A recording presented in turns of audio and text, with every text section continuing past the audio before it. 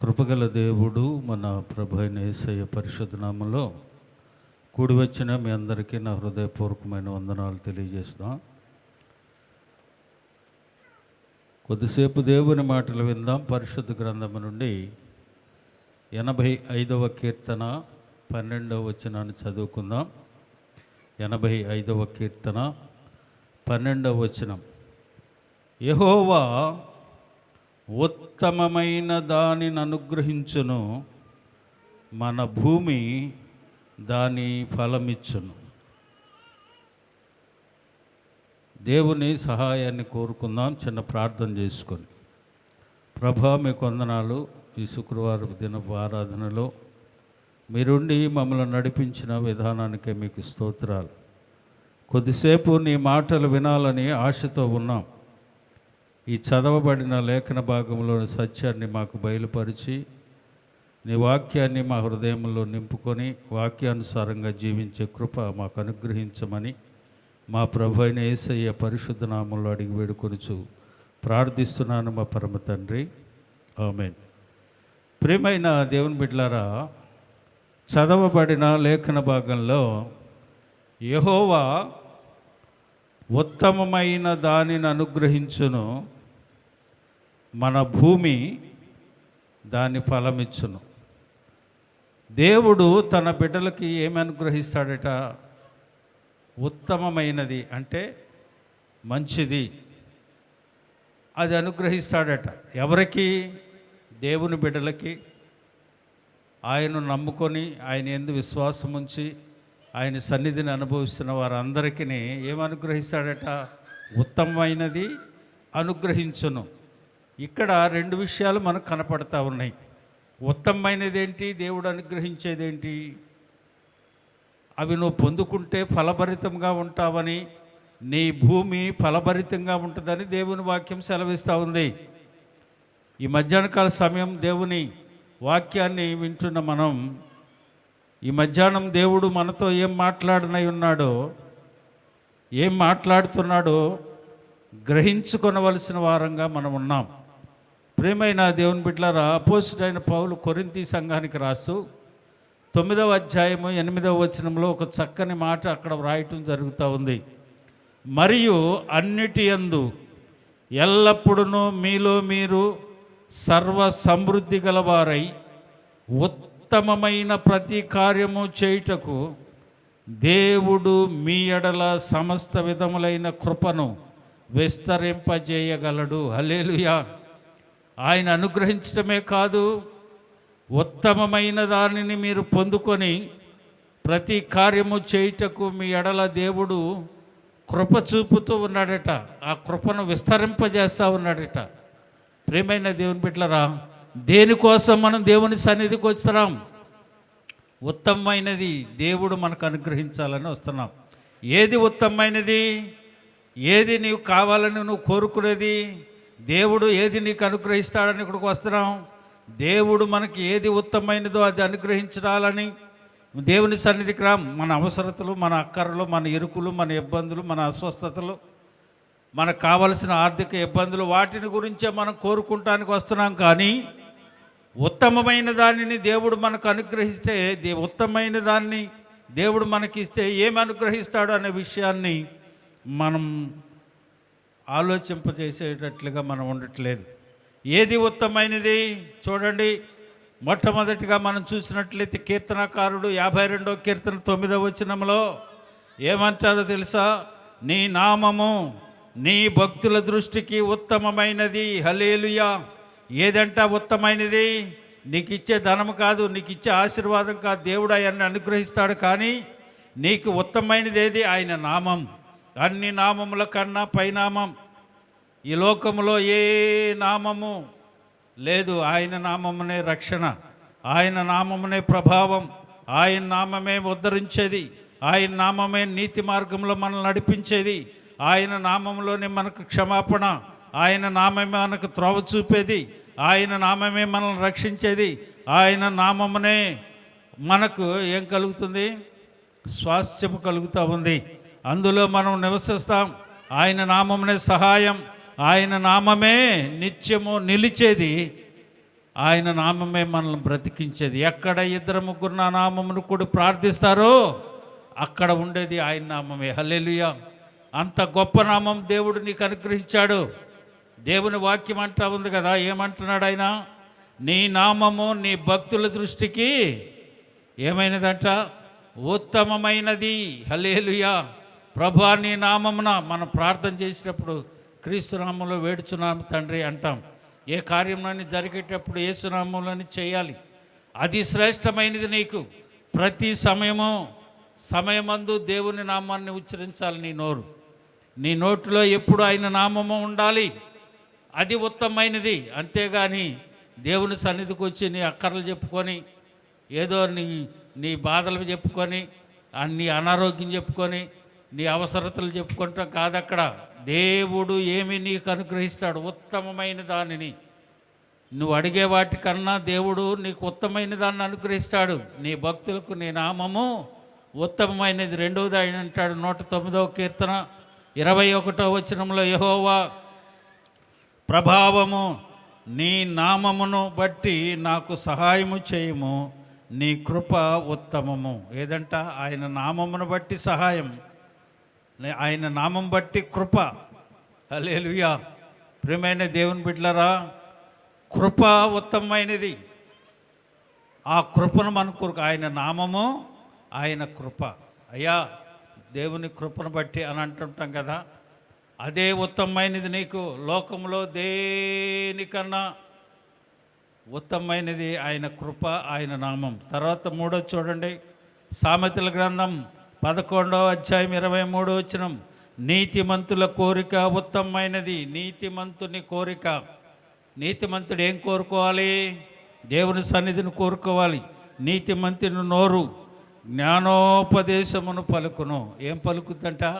నీతిమంతుని నోరు జ్ఞానోపదేశం పలుకుద్దట. అందుకనే దేవుని వాక్యం అంటా ఉంది కదా, నీతిమంతుల కోరిక ఉత్తమమైనది. హల్లెలూయా! ప్రియమైన దేవుని బిడ్డలారా, ఈరోజు దేవుని వాక్యాన్ని వింటున్న నీవు ఏది ఉత్తమమైనదిగా దేవుడు నీకు అనుగ్రహించేదాన్ని పొందుకుంటున్నావో గ్రహించుకోవాలి. చూడండి, తర్వాత లూకాసు వార్త 10వ అధ్యాయం 42వ వచనంలో, మార్తా మరియా అని సహోదరులు ఉంటారు ఇద్దరు. మరియ వచ్చి దేవుని సన్నిధిలో ఉంది. ఆయన చెప్పే మాటలు వింటా ఉంది.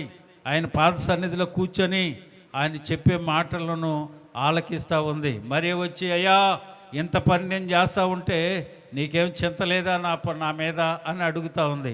అప్పుడు ఆయన అంటా ఉన్న మాట ఏమిటంటే, మరియా ఉత్తమమైన దానిని ఏర్పరచుకొనెను, అది ఆమె యొద్ద నుండి తీసివేయబడదని ఆమెతో చెప్పాను. ఏమి కోరుకుందంటామా? ఉత్తమమైన దాన్ని కోరుకుందే. మనకేంటంటే మనకు ఉత్తమమైన మనకు అవసరంలా. వాటిని పొందుకుంటే దేవుడు మనకి ఏమి అనుగ్రహిస్తాడో అవి మనకు అవసరం లేదు.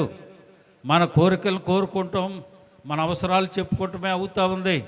కానీ దేవుడు అంటా ఉన్నాడు, మరియా ఉత్తమమైన దానిని కోరుకుంది. ఏది ఉత్తమమైంది నీకు? దేవుని సన్నిధిలో ఉండి దేవుని మాటలు వింటాం, దేవుని సన్నిధిలో నువ్వు గడపటం, ఆయన పాద సన్నిధిలో ఉంటాం, అదే ఉత్తమమైనది. హల్లెలూయా! ప్రియమైన దేవుని బిడ్డలారా, శ్రేష్టమైనదంటే, నీకు ఉత్తమమైనదంటే నువ్వేమనుకుంటావు? మంచి బిల్డింగులు, మంచి అధికారం, మంచి పలుకుబడి, నలుగురిలో పేరు, నీకు డబ్బు, దాసకం, ఉద్యోగాలు, ఇవి ఉంటాం కాదు. దేవుని సన్నిధిలో ఉంటాం. మరి దేవుడు అంటా ఉన్నాడు అక్కడ, యేసయ్య మరియా ఉత్తమమైన దాన్ని ఎన్నుకుంది అని అంటా ఉంది. ప్రియమైన దేవుని బిడ్డలారా, దేవుడు నీకు ఏమనుగ్రహిస్తున్నాడో ఆయన నామము, ఆయన కృప, నీతిమంతుల కోరికను ఉత్తమైనదిగా చెప్పాడు. అలాగనే దేవుని పాద సన్నిధిలో ఉండి ఆయన చెప్పే మాటలు, ఆయన సన్నిధి నీకు ఉత్తమమైనది. చివరిగా చూడండి, రోమాపత్రిక 10వ అధ్యాయం 15వ వచనం, ప్రకటించువారు పంపబడని ఎడల ఎట్లు ప్రకటించుదురు?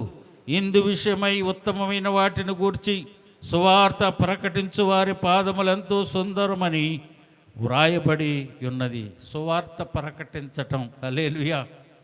దేవుడు నీకు ఇచ్చిన రక్షణను బట్టి, దేవుడు నీకు ఇచ్చిన వాటిని బట్టి, దేవుడు నీకు అనుగ్రహించిన ఉత్తమమైన వాటిని బట్టి నలుగురికి సువార్తను ప్రకటించే వారంగా మనం చెప్పుకుంటానికి సరిపోద్ది. ఇంకా మనం దేవుని సువార్తను ఇక్కడ ప్రకటిస్తాం. 5 విషయాలు ఉత్తమైనగా చెప్పాను. ఏంటది? దేవుని నామం, దేవుని కృప, నీతిమంతుల కోరిక, అలాగే దేవుని సన్నిధిలో గడపటం, సువార్తను ప్రకటించటం. 5. హల్లెలూయా. గుర్తుపెట్టుకోండి, 5 ఉత్తమమైనవి. ఈ భూలోకంలో వాటికంటే ఉత్తమైనవి లేవు. వాటిని నువ్వు కలిగి ఉంటే దేవుడు నీకు అనుగ్రహించే వాటిని త్వరగా నేను చెప్పి ముగిస్తాను. చూడండి ఏమనుగ్రహిస్తాడు దేవుడు. 2 విషయాలు చెప్పాడు అక్కడ. ఏమని మనం చదువుకున్న మూలవాక్యంలో, యెహోవా ఉత్తమమైన దాన్ని నీకు అనుగ్రహిస్తాడన్నాడు.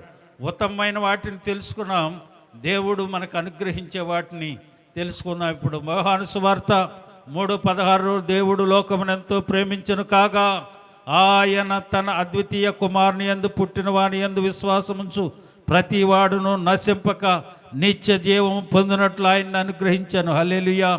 ఏమనుగ్రహించాడట ఆయన?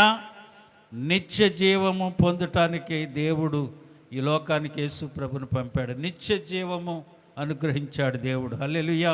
నిత్య జీవం దేవుడు నీకు అనుగ్రహించింది. నిత్య జీవం. ఇది వరకు మరణాంధకారంలో ఉన్నావు, పాప జీవితంలో ఉన్నావు, పాపం వల్ల వచ్చి జీతం మరణంలోనూ ఉన్నావు. ఆ మరణము నుంచి యేసు రక్తము చేత కడగబడి నిత్య జీవంలోనికి వచ్చావు. దేవుడు నీకు అది అనుగ్రహించాడు. హల్లెలూయా. నిత్య జీవం మొదటిగా. రెండవది యోహాను సువార్త 14:27 శాంతిని మీకు అనుగ్రహిస్తున్నాను. హల్లెలూయా. శాంతిని మీకు అనుగ్రహించి వెళుచున్నాను, నా శాంతినే మీకు అనుగ్రహించుచున్నాను. ఈ లోకం ఇచ్చినట్టుగా నేను మీకు అనుగ్రహించట్లేదు. మీ హృదయములను కలవరపడకినికుడి, వెరనీయకుడి. ఏమనుగ్రహించాడు? మొదటగా నిత్యజీవం అనుగ్రహించాడు. రెండవది ఏమనుగ్రహించాడు ఆయన? సమాధానమును. హల్లెలూయా. ఈ లోకంలో సమాధానముగా జీవించేవారు, యేసుని నమ్మని వారు ఎంతోమంది ఉన్నారు. కానీ మనం ఎలా ఉండాలి? సమాధానముగా ఉండాలి. నిత్యజీవం పొందుకున్నవారు, యేసు రక్తంలో కడగబడిన వారు సమాధానముగా ఉంటారు, జీవాన్ని కలిగి ఉంటారు. అలాగనే మూడోది చూడండి, 1 యోహాను సువార్త 1:12 తన్ను ఎందరు అంగీకరించిరో వారందరికనగా తన నామమందు విశ్వాసం ఇచ్చిన వారికి దేవుని పిల్లలగుటకు ఆయన అధికారం అనుగ్రహించాడు. హల్లెలూయా. ఏమనుగ్రహించాడంట దేవుడు? మొదటగా నిత్యజీవం, రెండవది శాంతి, మూడవది దేవుని పిల్లలగుటకు ఆయన అధికారాన్ని ఇచ్చాడంట నీకు. హల్లెలూయా.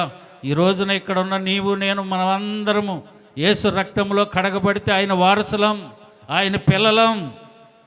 అది మనకు అనుగ్రహించి అంతకంటే గొప్ప భాగ్యం మీకేముంది చెప్పండి? ఈ లోకంలో మనకేం అవసరంలా ఆయన ఇచ్చే నిత్యజీవం, ఆయన ఇచ్చే శాంతి, ఆయన ఇచ్చిన అధికారం, ఆయన పిల్లలగుటకు మనకు అధికారం అనుగ్రహించాడు. చూడండి తర్వాత 2 పేతురు 1:4 2 పేతురు 1:4 ఆ మహిమ గణ గుణాతిశయములను బట్టి ఆయన మనకు అమూల్యమును అత్యధికములోనైనా వాగ్దానములు అనుగ్రహించి ఉన్నాడు. ఏమనుగ్రహించాడంట? అత్యధికమైన వాగ్దానం. ఏమిటి ఆ వాగ్దానం?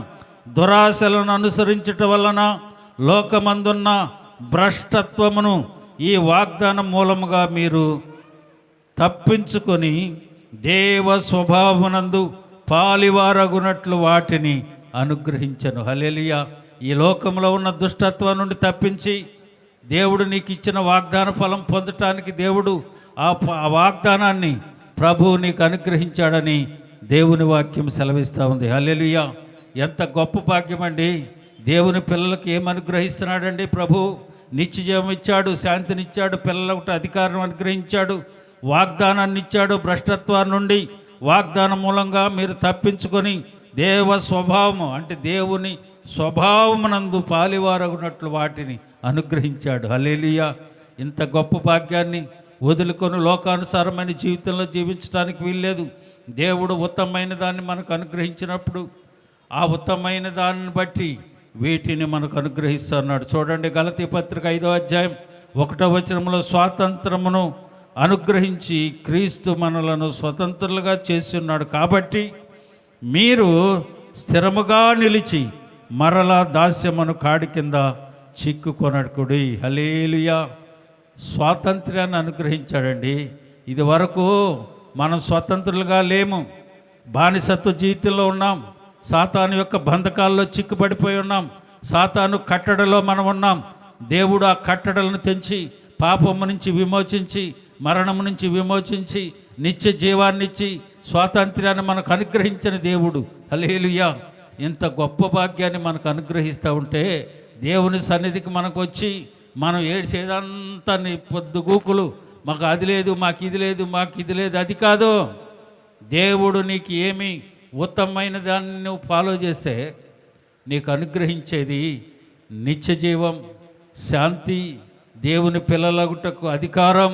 అంతేకాకుండా ఆయన ఏమంటున్నాడు? వాగ్దానాలు నీకు అనుగ్రహిస్తున్నాడు, స్వాతంత్ర్యాన్ని ఇస్తున్నాడు.